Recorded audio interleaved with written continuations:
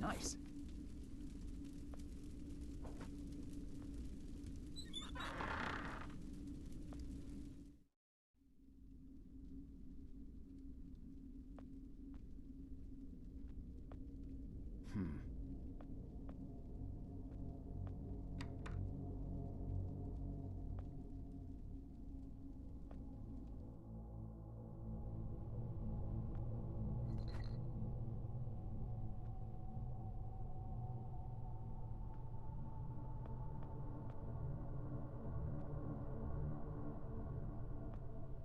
Far out.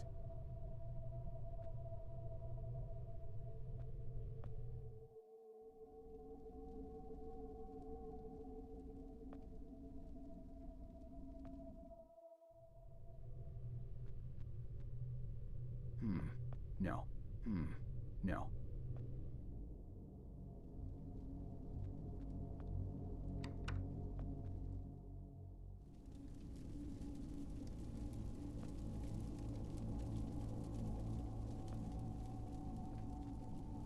Boy.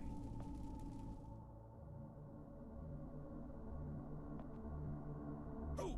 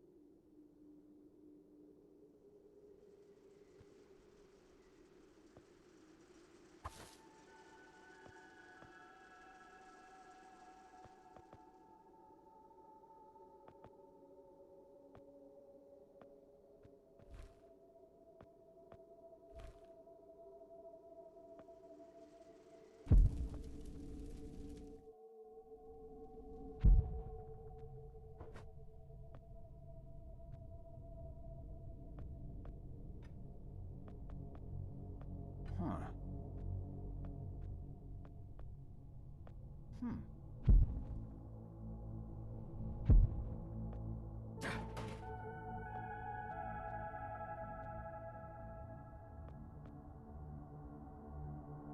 Wow.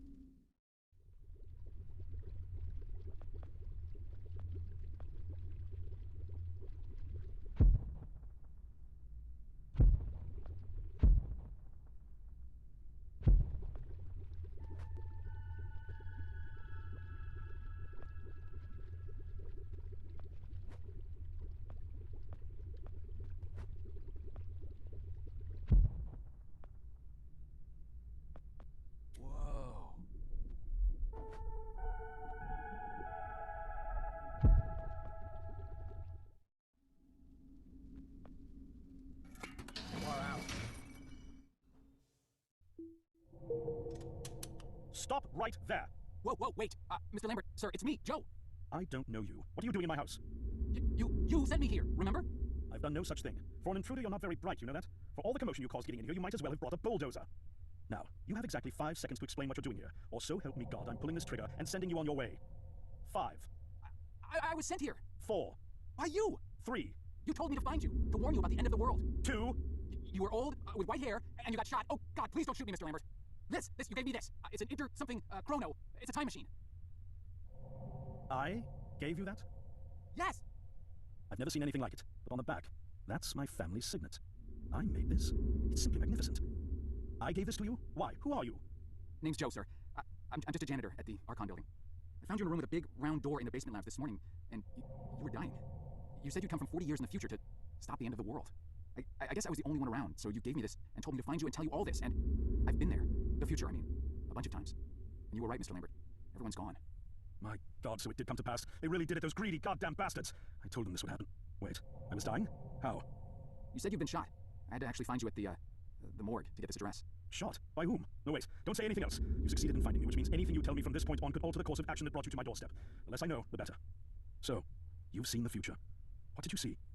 It's like a bad dream, sir. Everyone's gone. Buildings are coming apart. It's all just quiet. What happened, Mr. Lambert? It is Dr. Lambert. And considering all the effort you just went through to find me, not to mention bearing witness to the horrific outcome of the biggest breakthrough in the history of science, I suppose I owe you some kind of explanation. I was 24 when I got hired by Archon, or Athena as it was called back then. Athena was one of the many weapons R&D companies formed during the Second World War. Unlike other R&D companies that had retooled themselves to pursue peacetime activities after the war, Athena had made enough money to continue chasing the next big thing in defense technologies. They were betting the farm on post-war Soviet expansion, raising the level of government paranoia to create a lucrative market for esoteric weapons research. I'd say they made the right bet. Still a theoretical physicist at MIT, my thesis on the possibility of time travel via dimensional membranes got published shortly after I was hired in 1961. Company heads were so impressed, they gave me a team and a budget. Development exceeded even my own expectations, and after only 6 years, we had the first primitive version of the time machine up and running.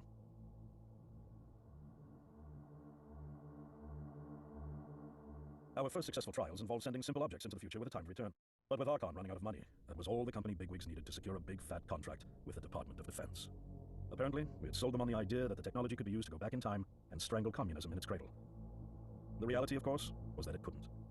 Due to the laws of causality, you can't travel back in time beyond the point where time travel was invented. And sooner or later, we had to explain that to our benefactors. When they started pushing for progress reports, Archon management had to come clean, but instead chose to ease government concerns by claiming the technology could be used to bring back advanced weapons from the future. But this too was a lie.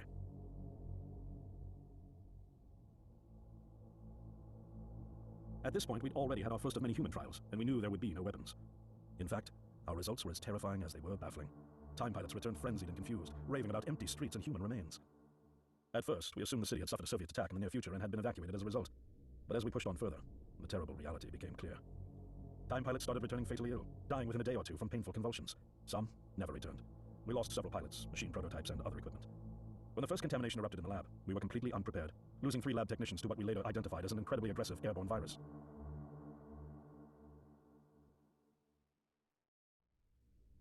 Although we weren't equipped to handle biohazards of this magnitude, management insisted we contain and study it. To keep our pilots and the virus alive long enough to study, we co-opted experimental cryotechnology from another project, Lazarus, and established a makeshift virus lab. Once again, the bigwigs managed to spin our setbacks into a success story for the Department of Defense, now claiming that the virus could be cultivated for use as a biological weapon. The team threatened to resign, but outrage was swiftly quenched by promises of massive salary increases and stock options. I didn't take the bribe. I'd witnessed the lethal efficiency of the virus firsthand. I knew there was only one way this was going to end, so I handed in my resignation and set up shop out here. For over a year, I've been working to recreate the technology to bring me back in time and prevent mankind's extinction from ever happening. And now you're here, the harbinger of doom at my doorstep, wearing a boiler suit.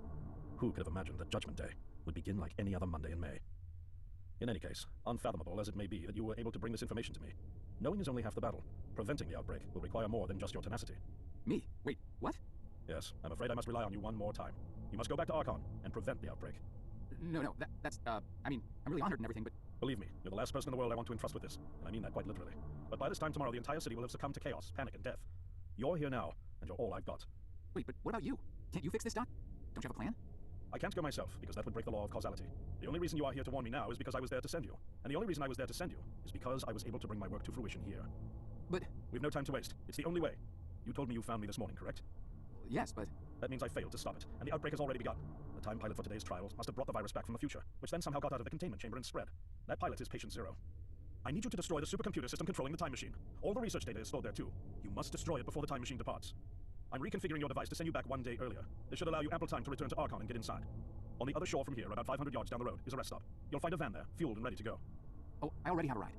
Which won't be there yesterday, you ninny. Now stop interrupting me. One last thing, and I need you to listen carefully because this is very, very important. Make sure you do not meet the earlier version of you. Why? What will happen? No one knows for sure. It's one of the conundrums not yet accounted for. There are theories, of course. None of them pleasant. Now, let's get you ready.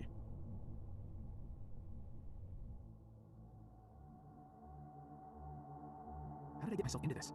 I nearly got killed trying to reach Dr. Lambert thinking he had a plan. And it turns out it's me. I'm the plan. At least I don't have to walk back.